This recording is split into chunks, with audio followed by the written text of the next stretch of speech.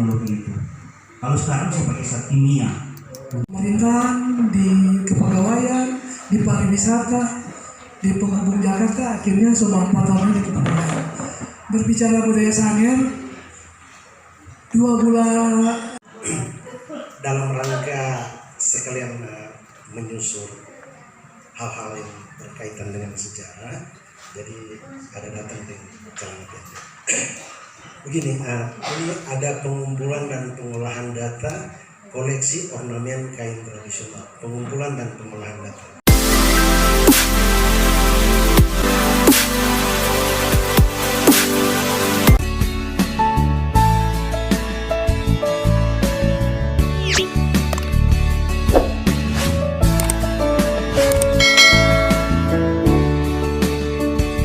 Katara, Bapak Ibu tahu katara? Ya, itu alat musik tradisional tua Sangihe yang belum terangkat. Salah tafsir. Katara itu salah satu musik tradisional tua Sangihe yang belum terangkat sampai sekarang. Orang mengiranya katara dari laut, padahal tidak. Di dalam kamus tertulis begini.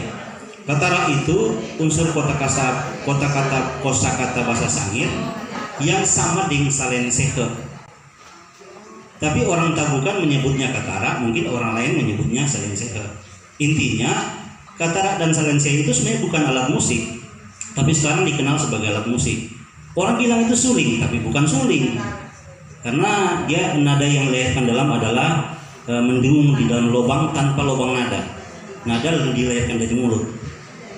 Sebenarnya salensehe dan katara itu adalah binatang yang sekarang bahasa Nada bilang rie-rie. Ya, seperti itu. Bayangkan Sangir kecil ini punya 2 pemahaman tentang satu binatang itu, katara dan salensehe. Jadi yang hadir di sini pun dari komunitas yang berbeda. Ada dari Manganitu, keluarga Gerimang, ada Pak Senadia, dia pasti keluarga Manganitu karena dia bangsawan Manganitu. Terus ada Ibu Tatengkeng, itu dari komunitas yang berbeda, yang punya budaya yang kuat masing-masing. Makanya kalau saya membicarakan lebih dalam tentang laku tepuk, tentang king kongkong, laku Bali, maka waktunya akan tersita dan kita tidak akan menuju pada inti. Nanti Bapak Ibu kaji dulu sendiri, kalau ada tanggapan nanti sesudah ini. Terus lanjut ke kain. Yang diharapkan oleh Dinas Kebudayaan Provinsi, Permuseuman dan Taman Budaya adalah ornamen tradisional. Kami tidak tahu apakah dinas lembaga terkait itu mengetahui apa-apa kain tradisional Sangir. Dan sebagaimana yang saya gali selama bertahun-tahun, menemukan bahwa kain tradisional Sangir ini ada kain kofo, ada orang yang ada bilang kain nanasi, kain sakede, terus ada kain kerawang, ada kain sudik. 5 itu yang saya dapat.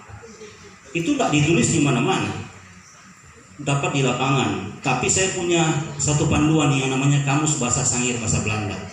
Terus saya ke lokasi mencari fakta kebenaran dari cerita ini. Ternyata orang mengenal kain nanasi. Kain nanasi itu biasa diproduksi jadi sapu tangan karena dia sangat lembut sekali. DP kain itu DP benang sama halus dengan rambut manusia. Kalau nanasi bahkan mungkin lebih halus dari rambut manusia. Maka lebih banyak dibikin renso, itu pertama. Kedua, kain benang nanasi itu hanya digunakan sebagai penyambung ketika kofo putus, ketika batunan kofo. Kedua, benang nanasi hanya dijadikan bahan baku untuk menjahit bagian-bagian yang robek di baju kofo. Jadi kalau ada baju kofo sorobek, mau menjahit pakai benang nanasi.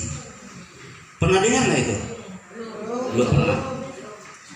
Kain sakede sekarang dibukti ada di rumah, katanya ada di rumah dari Bapak Uwi di Karangetang. Ya, kain sakede. Tapi saya belum pernah melihat langsung.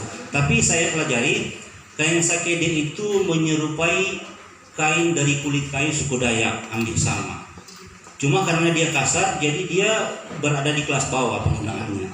Terus kain kerawang. Saya pernah bertemu dengan seorang profesor dari Nado, tidak perlu disebutkan nama dan dari institusi apa. Dia tidak mau percaya kalau Kerawang itu orang Sangir punya. Dia bilang Kerawang orang Gorontalo punya. Nah sekarang bagaimana saya mau menjelaskan kepada dia bahwa Kerawang itu Sangir punya, kalau dia berkeyakinan bahwa Sangir tidak mengenal Kerawang, yang mengenal Kerawang adalah Gorontalo. Apa yang kita mau bilang?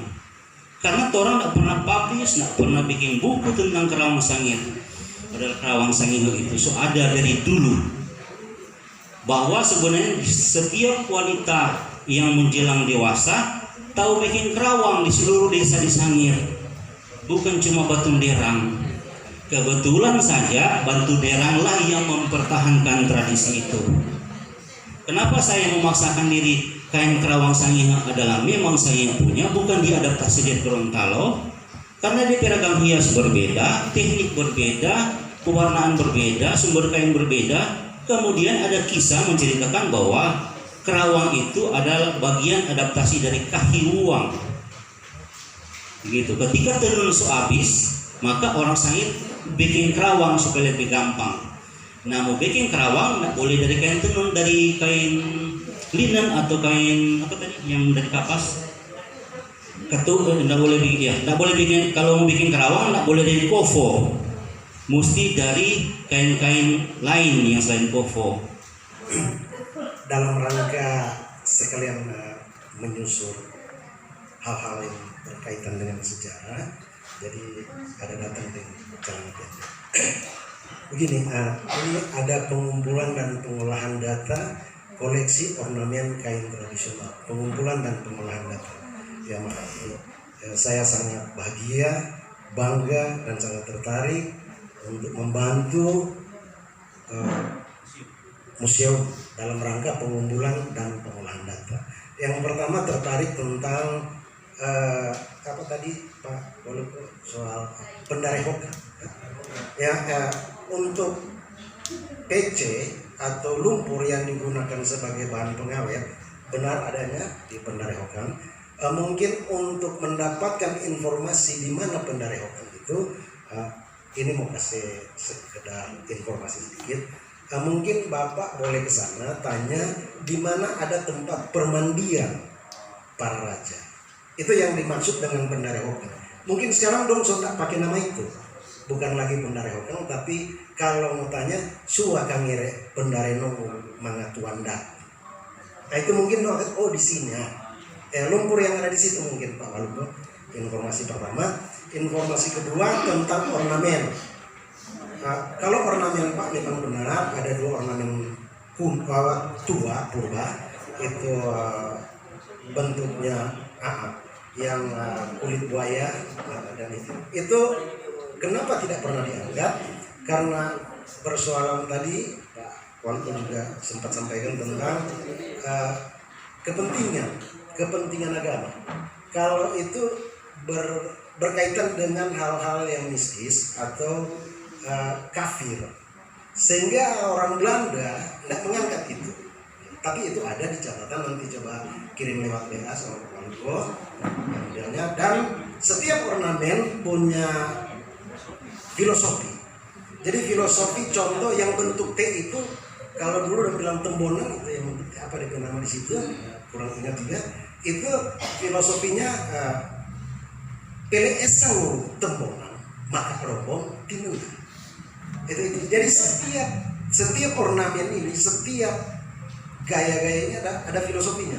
Jadi untuk penggunaan ini, contoh yang ising kemore itu tanda keberanian, dan itu digunakan oleh para pengawal istana. Ya, itu biasa ada untuk pengawal istana. Nah untuk tembonan ini untuk para bangsawan raja-raja, dan untuk tadi kakunsi Tiwatu yang DP itu biasa digunakan oleh para pendeta dulu atau mungkin dukun ya, kita kenal dengan dukun, biasa itu menggunakan itu. Jadi ini sekedar informasi tambahan. Dan saya juga ada beberapa literatur Belanda ada di rumah dalam bentuk PDF. Nanti mungkin akan saya kirim lewat email atau lewat WA sama Pak Waluku ya.